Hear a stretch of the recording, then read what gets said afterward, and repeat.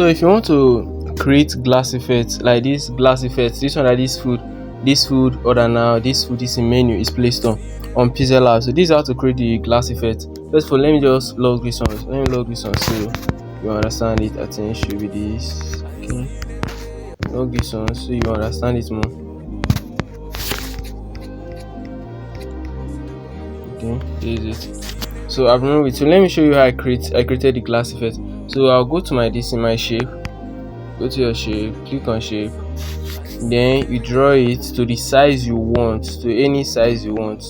So to any size you want. Then if you feel like you want to add a radius, you can add a radius to the shape. So I'll add my radius. Then the next thing to do is to reduce your opacity. You can see opacity that the opacity is 100 here. So creating a glass effect is not really that hard. So you can use any color, but I prefer to use white color because white color makes it look more realistic. So to create the glass effect, you just have to reduce your opacity.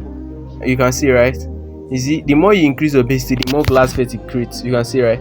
It already has that glass effect. Once you reduce your opacity, finish. Once you reduce your opacity, see, but if you increase your opacity, it's back. But if you reduce your opacity, it has that glass effect. Then if you still want to add stroke to it, you can add stroke to it. You see, it's exactly like that one. So this is how to create your this thing. What's it called? Your glass effect on this thing on Pixellab. So let's cancel it. Finish then.